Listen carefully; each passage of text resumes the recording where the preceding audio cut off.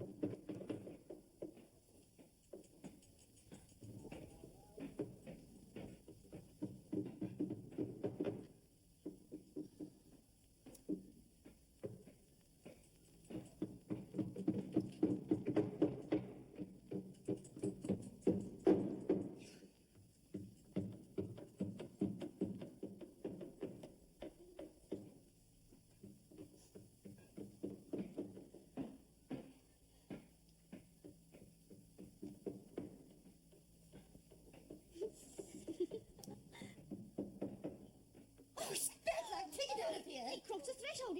Some awful's going to happen. Oh, stuff and nonsense. It's only a tap. Oh, that bell. I'll hear it in my grave, I will. Jingle, jangle.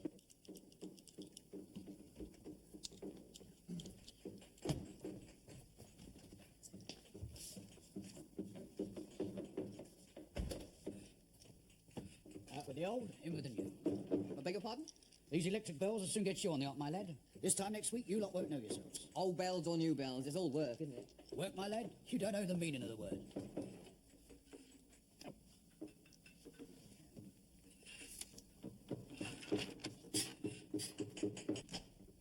Telegram, Mr. Hudson. Then take it to the master, Edward, without delay. You're probably a tired, are you not? Yes. Then what are you thinking of at once, But, man? Mr. Hudson... The essence of the telegram, Edward, is speed.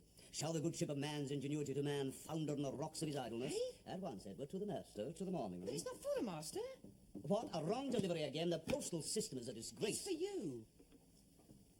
Oh.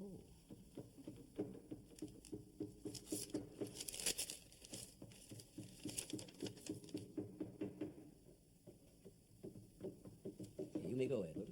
Not bad news, I hope. Thank you, Edward.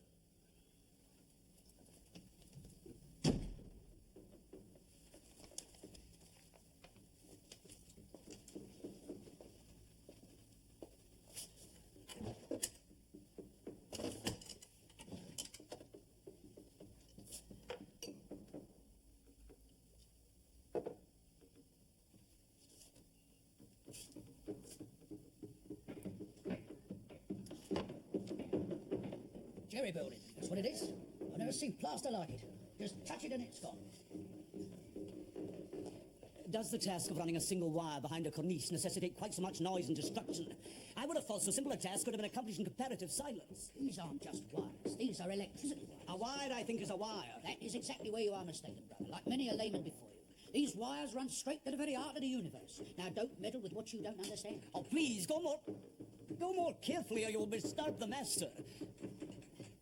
Yes. Yes, Arthur, yes, of course. No, I can't send the car to the station. Marjorie's got Watkins with her at Southwold. What?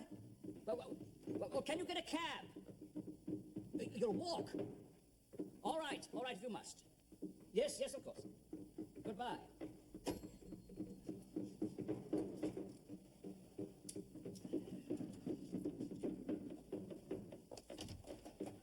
Hudson! Sir? The morning room bell is not working. It has been disconnected, sir. We were given ample warning, if you remember. All the bells are out of action this morning. Yes, well, we have to suffer for progress, I see.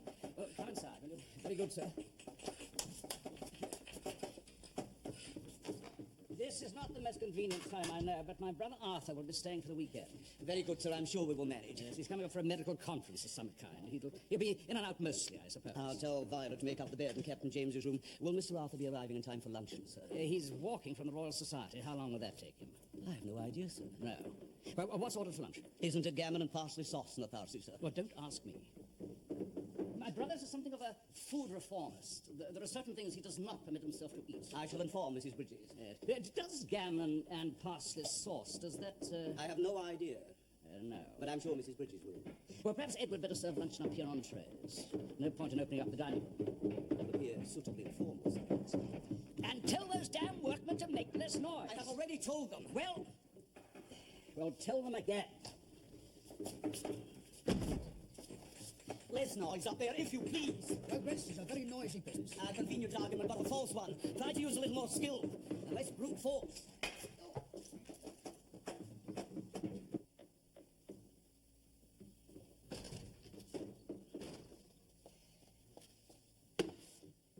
Oh, so we've got time to sit down, have we? Morning work's all done, Mr. Hudson. Only the master at home and half the staff away. That does not constitute a general holiday, Mrs. Bridges. Violet, there is dust everywhere on the floors upstairs. Oh, it's a workman, Mr. Hudson. I've dusted 6 times today already. And then you will dust a 7th and an 8th and 100 times if necessary upstairs, my girl. And get the bed made up in Captain James's room. What for? Don't argue with me. Look sharp now. And what, may I ask, is Ruby doing chopping parsley in the servants' hall? Well, she can't work in the kitchen, not without getting plaster from the ceiling in all the food. I don't know. Dratted workmen, black cats, electricity. We'll all be struck dead in our beds, that we will. Edward, tobacco slows the nervous reflexes, and yours are quite slow enough. Put that abominable instrument away and lay up 2 trees. Trays? What's that for? Ruby, you are not cutting suet. That's parsley, that is. Work at it, girl. Elbow grease. Yes, Mrs. Bridges. I suppose you washed it first. You didn't tell me to, Mrs. Bridges. I don't know. There's something wrong with that poor girl. I don't think she's quite right at the end. Edward, not the best silver in the trade. Get the electroplated from canteen number 3. What is the matter? Is somebody ill? Mr. Arthur, the master's brother, is coming for the weekend. He may arrive in time for luncheon, depending on the length of his legs. Luncheon? On a tray? In the morning room, it's what the master wants. Oh, and Mrs. Bridges, Mr. Arthur belongs to the food reform movement. The what? Ah, Miss Roberts, I found this glove lying on the staircase just now. Her ladyship's, I believe. Oh, so that's where it was. I knew I'd dropped it. You knew it was missing, but you didn't go at once to find it. I'm not a young thing any longer, Mr. Hudson, to go running up and downstairs after a missing glove. Edward would have gone if you'd asked him. Oh, it's only a glove. I don't even like it. The blue has never quite matched, and the buttons have always popped. I'm sorry to see it again, if you really want to know. Miss Roberts, if you're not young and strong enough to look after her ladyship's property, perhaps you do well to consider an honourable retirement. I think the time is drawing very near. Luncheon was 6.5 minutes late yesterday, Mrs. Bridges. Just because her ladyship's away and the master alone is in residence, there is no call for idleness and disloyalty. It is luncheon on a tray for Mr. Bellamy in the morning room at his special request. And to be prepared for Mr. Harper, Mr. Bellamy's brother, in case he should have arrived and not have had his luncheon. That is right, I think, Mr. Hudson. Those are the instructions, yes. Then I am prepared, Mr. Hudson, aren't I? Quite prepared. That tray cloth is soiled, Edward. Well, the plate will cover the stain, Mr. Hudson. I mean, it's not as if it's on her side of the family, is it? It is for Mr. Arthur Bellamy, the master's brother. Fetch a clean cloth at once. For him? I mean, he's only a doctor. Respect is not something we grade according to title or to wealth, Edward. It is a matter for us of what is owed by servant to master. And a brother, in any walk of life, is someone to whom much is owed. The greatest consideration, the greatest formality. No matter how the exigencies of fate have led each into different paths, into different fortunes. A clean cloth, at once.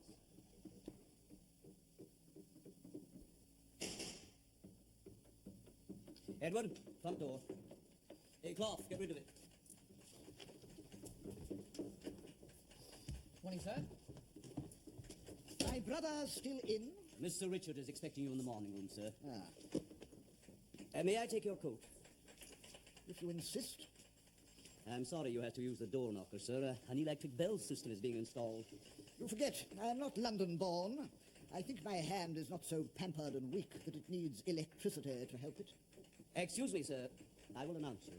Announce me to my own brother? It is customary in this house, sir.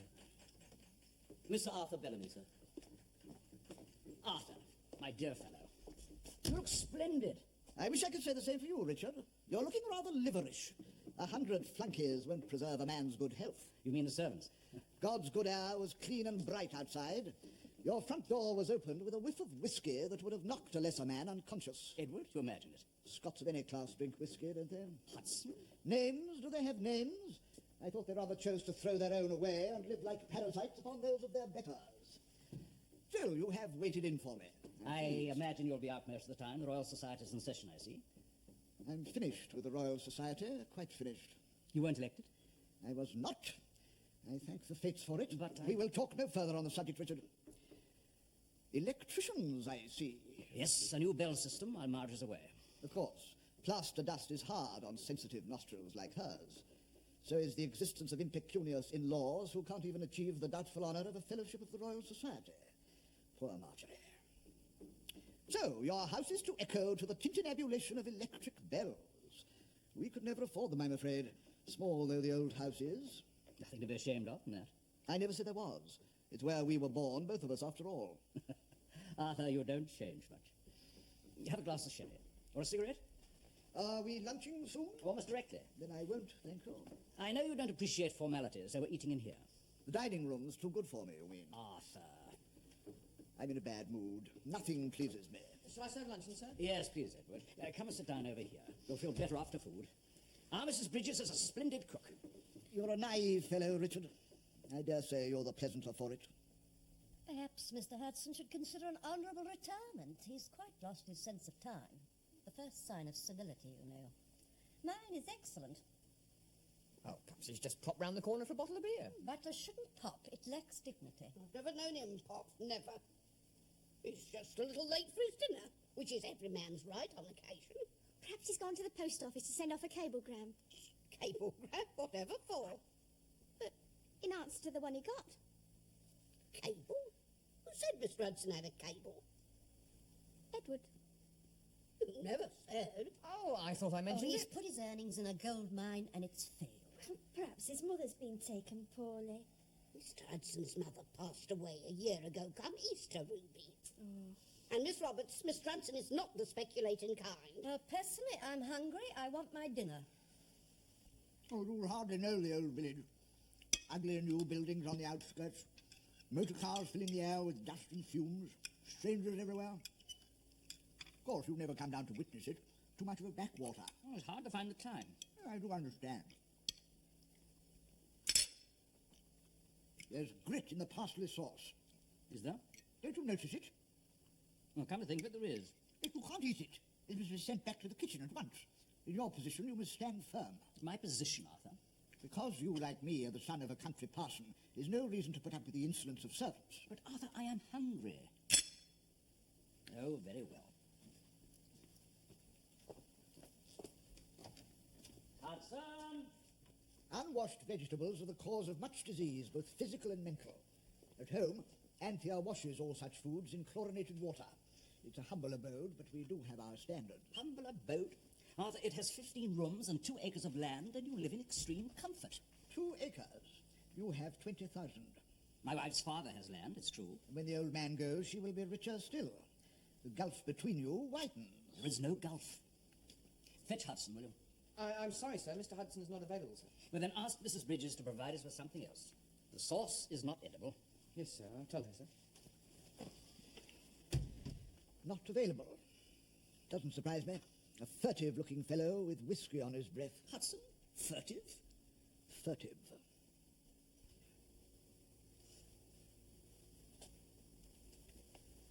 A beautiful fit, sir. Truly elegant. What a pleasure to dress a real gentleman. 1 guinea, did you say? How long will you be wanting the use of the suit, sir? Until the Monday morning. 25 shillings, sir. I see. Oh, very well. The address, sir? 165 Eaton Place. Hudson's the name, A. Hudson. For the account to be sent off. Oh, no, I'll pay by cash, if you don't mind. As you wish, Mr. Hudson. Thank you. If I might make a suggestion, if you would consider the purchase of perhaps a cane. A cane? Yes. Yes, why not? And gloves, I think. Yes, gloves. Indeed, sir, indeed. They come a bit costly to some, but not, I'm sure, to you. Ah, Hudson. Returned, I see. Yes, sir. I regret any inconvenience I may have caused. I had to slip out for a while on a personal matter.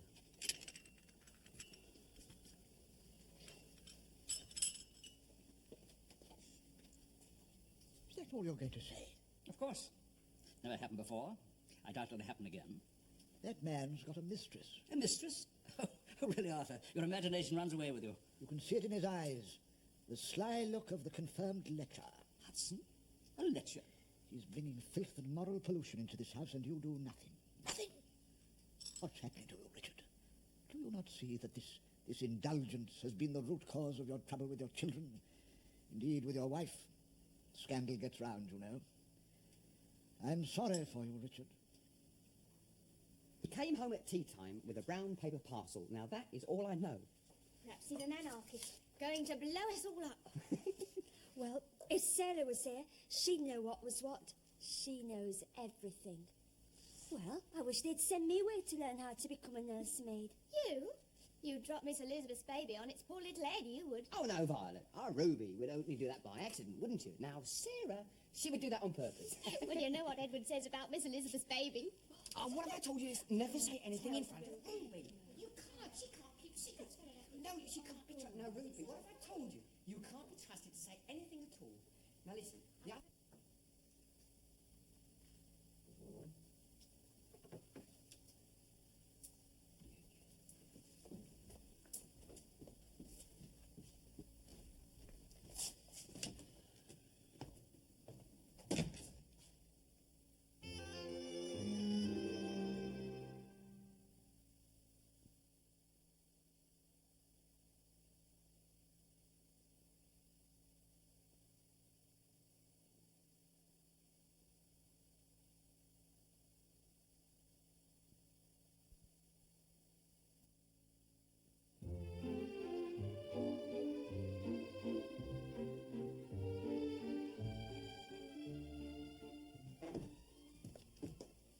Put the valises in that corner for the time being, my boy.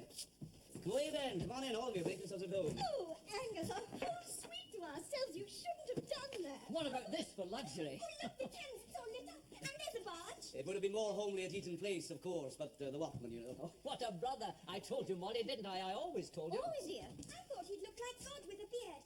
I don't know nothing's what you think it's going to be, is it? Molly, my dear, come and sit down. You're pale as a little ghost. It was a terrible crossing.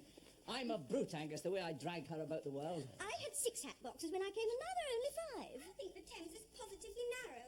Alice, stop complaining and help your mother find her hat box. It doesn't matter. It doesn't matter at all. What does matter is that at last I met my dear, dear brother-in-law, who was so good to my Donald when he was a little boy, the good, kind brother who's made my husband what he is today.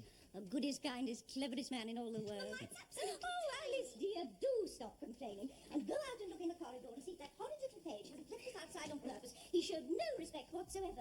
They do say the servant problem here today is quite terrible, and I believe it, I really do. At least out in Penang, you could tell who was who by their colour. It was you who sent the flowers, Angus. Ah, of course, Donald. It seemed the least I could do to welcome you all. It's good to see you again, man. Yourself, but more so after all these years. You haven't wasted them, Donald. I taught you well. Persistence and endeavour, eh? 2 bridges over the mighty Zambezi. You know, you're one of Scotland's heroes. I'm very proud of you. Am I that famous? Well, there was a piece about you in the Illustrated London News. But for that, I wouldn't have known of your achievements. Oh, I'm a shocking letter writer. I dare say the postmen are very few and far between away out in these parts. Oh, come now, you're not much better. No. What are you doing with yourself? No, I work for Mr. Richard Bellamy. He's a member of Parliament. Bellamy? Wasn't he the Under Secretary of State at the Admiralty? Under the Tories, yes. The one who married Lady Marjorie Talbot Carey? Yes, how did you know? Oh, everyone who's anyone knows that. I've seen her picture in the sketch many times. She never wears the same dress twice. Well, Donald always told me you were quite a scholar, but I'd no idea how distinguished. I would so love an introduction. One is so cut off at home. Oh, Donald thinks I'm a snob, but it means so much. Well, a bridge builder, after all, is only an engineer. Lady Marjorie is in the country at the moment. Her father is very ill. Dying, they say. Oh, dear. Still, we will see lots of you, dear Angus. You will try, won't you? Just this weekend, and then off we go on the Lusitania. Think of that. Not the maiden voyage. We missed that. So distressing. Now, Alice must be taken for theatre. She's such a little colonial. She's no idea what she really should appreciate. Oh, Alice, perhaps that hat box is on top of the wardrobe in the bedroom. Get up on a chair and have a look. There's a dear. My Maudie. She's my joy, Angus. She's like a little flower. She's 1,000 times more than I deserve. She was the niece, you know, of the governor himself in Penang. Oh, indeed. How far we have come, you and I. These are good times, are they not, when a man can be what he makes himself and not what he was born? Donald! Maudie. Maudie, don't distress yourself. I'll buy you a new hat. Oh, I'm sure it's been stolen. You can't trust anyone now. Oh, those people on that channel boat, so common and coarse. We go first class, but they are everywhere now. Well, as someone once said, was it Jesus? The poor are always with us. Oh, Alice!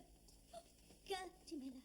Angus, you will take us to the Gaiety. We are dying to see Gertie Miller. Well, I believe seats are very hard to come by. It is short notice. But you will try. A box. I've always wanted to sit in a box. I'll see what I can do. And luncheon at Spinelli's? Maudie. Oh, I read about Spinelli's. You can show us who's who and perhaps introduce us. Oh, I'm so excited. Who would have dreamt that Donald's brother would be so important in the fashionable world? But your husband is known all over the world, Maudie. Oh, yes, but not to anyone important. Oh, my poor head. It's in quite a whirl. I don't see enough daylight, that's the trouble. Down here in the dark, and one can feel the damp. The worst summer since 1894. Ratty black cat. Bad luck. Nobody's ever sent a sauce of mine back. Not since I was first in service, when the cook fell dead over dinner and I had to step right over and carry on. I was only the kitchen maid. They wasn't grateful. They sent the hollandaise back. Said it was curdled. Well, the look on that poor dead woman's face. Enough to curdle anything it was.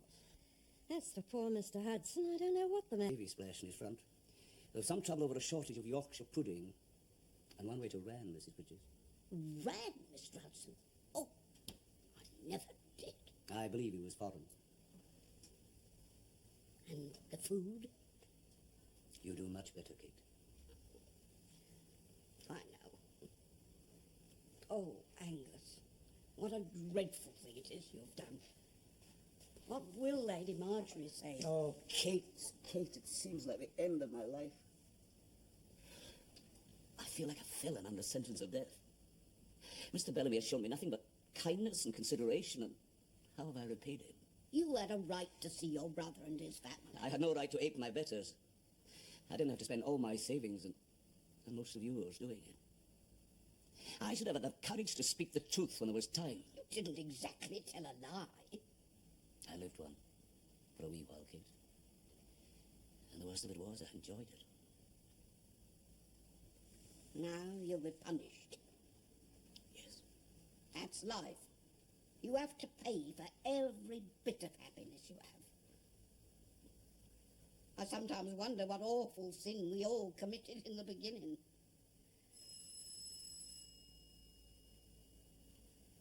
That'll be the morning one. Yes.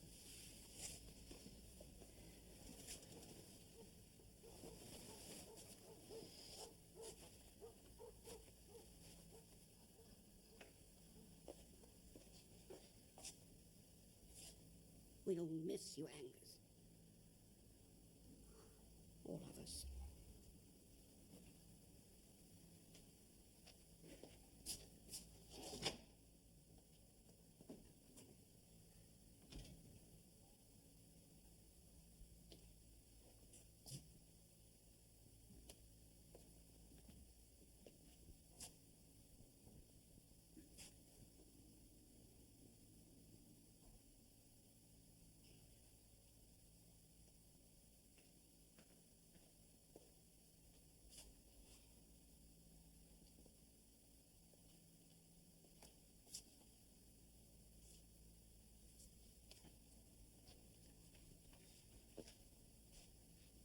You rang, sir? Yes, Hudson. Her ladyship will be back shortly. Lord Southwold is a little better, it seems. I'm very thankful to hear that, sir. I've asked Edward to tell Mrs. Bridges we'll have something light in here about 8:30. Very good, sir. So, you are brother to Donald Hudson, the construction engineer. You kept that very quiet. Sir? You keep many things quiet, I think. Yes, sir. I was very pleased to meet your brother. Somewhat surprised at the circumstances. You must keep me informed of his whereabouts, his successes. Forgive me, sir, but this is not worthy of you. What? I am a servant, but I'm also a man. I'm humiliated enough, sir. I brought disgrace upon you, upon myself. I'm wounded, and you're twisting the knife in the wound. Hudson. I will pack my things and leave at once, sir. You won't wish me to work out my notice. What are you talking about? What is the matter with you? In front of your family, sir, I must ask you. Never to know my... I can't even request a reference. Well, families can be very trying, I agree. They make us more emotional than they should. My own brother's visit here has left me somewhat at a loss.